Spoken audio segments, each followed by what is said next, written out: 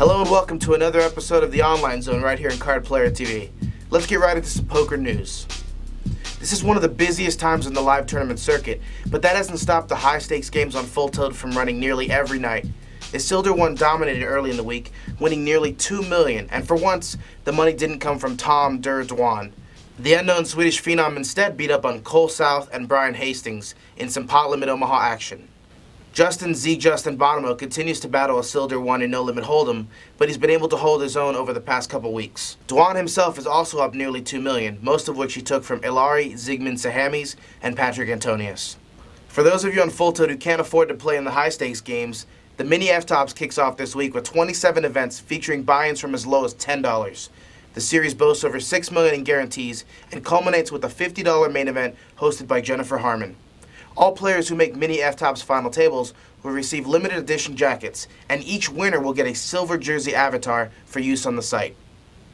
The OPOY leaderboard has remained relatively untouched in the last couple weeks, and Steve G. Boro 780 Gross still leads the way with 3,486 points. Fourth place belongs to Taylor Tased One Spur Power, who went deep in the LA Poker Classic main event. Finishing just behind him was 8th place resident Millad losebigpots Jorshari, who has already racked up over $200,000 in online winnings for 2010. We had a chance to speak to Jorshari in an over-the-phone interview. Millad, how you doing? Doing pretty good. How you doing? I'm doing great. I wanted to talk to you because you're currently 8th in our Online Player of the Year rankings, and you're a little bit of a mystery. Not a lot of people know your story. How'd you get into poker? It's it's not really that complicated. I was watching TV one day, ESPN, like most of us do, and I saw Amir Vahidi, and he was on ESPN. And when I saw him, I didn't think nothing of him, and I saw how much money he won. The next day, the guy actually came by my house because his little daughter is my cousin's cousin or whatever, and I met him, and I just got addicted to poker from there. Yeah, that just sounds like the regular, standard, everyday, run-of-the-mill poker story. Yeah, well, I mean, I actually started playing with my friends in college, and I started beating them pretty bad, so I got banned from home games and shit. You know how it goes. Yeah, man. They don't want your action anymore. Well, I mean, we're only playing for $5, $10, but I'll tell you what, those $5, $10 worth more than, what I win now. Oh, at the time, it was big money. Yeah, definitely. Okay, so how did you progress in your poker career? When did you really turn the corner? I just started playing tournaments online, and for some reason it was just so addicting, and I just felt like every day that I played it, even if I would not get whatever place I got, let's say if I even got second, I would never be happy. And if I did get first, I would say, well, this was easy, let me do it again. And somehow it just keeps on going, and then your confidence keeps building. And then one thing leads to another, and then you see yourself that you're actually making it happen. So the first time I actually thought I was making it happen was on Poker Stars. I hit the nightly 162 or 163 buy-in for $25,000, and that pretty much just made me want to become a poker player. And after that, I started shipping more tournaments. Then I started playing Full Tilt, and all my friends that play on Full Tilt are pretty big-time players. And I started linking up with them, and one thing led to another. I'm just so grateful to have good friends and people around me to show me the ropes. I'm Definitely. Pretty sure if I didn't have the friends I did, I'm pretty sure I would have been busted a long time ago. Well, definitely, it's always nice to bounce hands back and forth from like-minded individuals. Now, for those that don't know, you play as Lose Big Pots on Full Tilt. You have an F-Tops title there. You finished second in the Sunday Brawl recently. So it's been quite a good run for you. Not to mention, you went pretty deep at the LAPC main event as well. Oh, man, the LAPC.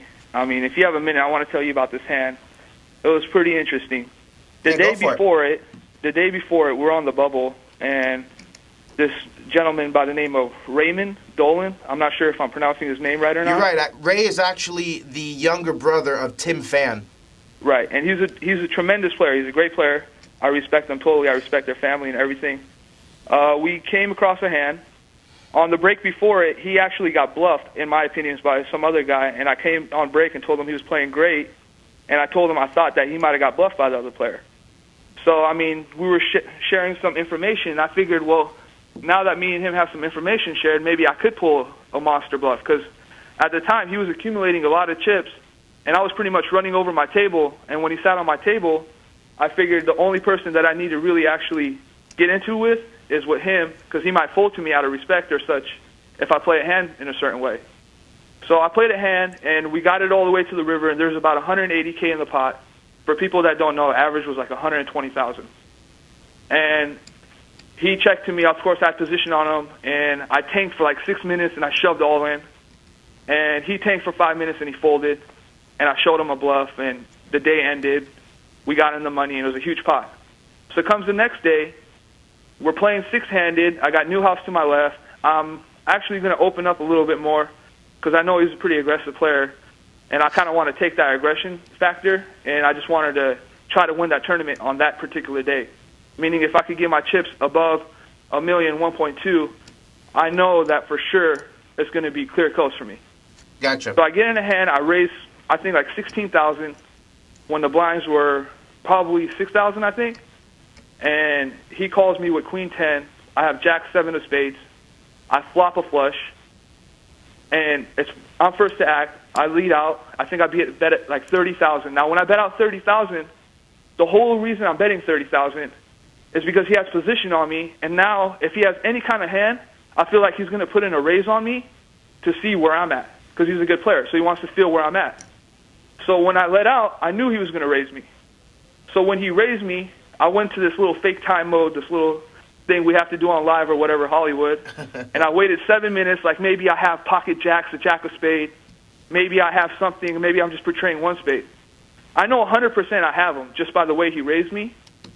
So I tank and I shove all in. He snap called. He didn't even like wait for me to say all in. I said all in, call. Our cards get turned over. He had queen 10.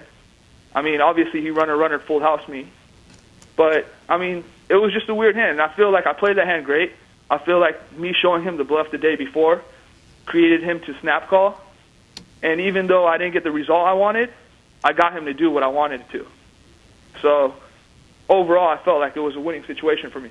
So that's a great attitude right there, and a lesson for, you know, some of the people just starting out in poker is it's not so much the end result, it's how you played the hand. And I have to say, I witnessed the hand, and you had a really great attitude about the whole thing. I mean, obviously you were upset. You know, it was a high-profile situation. You were deep in a big tournament for big money. But you handled the bad beat with a lot of class. Julio, the only thing I was upset about, to be honest with you, when I play poker, is that I didn't win enough where I can provide more for more people, such as family and friends that are really close to me. Gotcha. I'm upset that I didn't get first, but I'm not upset with the way I played. So when I came home that same night, my friends were still here. We hung out. I didn't have my head down. The next day I got back to grind. You know, I'm an online player. That's what I have to do. So whether it comes today or it comes next year, I know it's going to come for me if I continue playing the way I do. And that's like the way you got to look at it, especially if you're a tourney player, because you're going to get those gruesome beats every day. I mean, especially if you put in volume, that's going to happen no matter what stakes it is. So one thing I could say, no matter what stake tournament you're playing or high or low tournament, just play your best. I mean, those are going to happen, but deal with it good. And if you deal with it good, I mean, positive results will still come. Definitely, man. That's, you know, really great advice. Now, I really want to thank you for being on the show. I mean, I know it's tough to relay that bad beat story, but, you know, you're obviously done really well for yourself.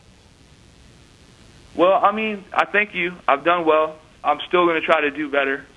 I just wanted to take a quick second and thank Christian Yacobelis. I mean, everyone knows him online as The Professional. He's like one of my best friends. He's helped me out so much in my game. I also want to thank David Pham, because without him, my tournament game, it would have still had a lot of leaks. I know David's going through a cold year right now, going through a cold streak, but truly he's one of the best tournament players, and I just want to really thank him. And I would like to thank you for giving me an opportunity to do this interview. And that's about it. No problem, man. We love having you guys on the show and getting to pick your brains a little bit about poker. Anytime, man. And if you guys want to come and check out how I'm living pretty nice. All right, man. Maybe we'll get a high-stakes living going out there. I love it. That'll do it for another edition of the Online Zone. Be sure to send all of your questions and comments to onlinezone@cardplayer.com. Until next week, I'm Julio Rodriguez for Card Player TV.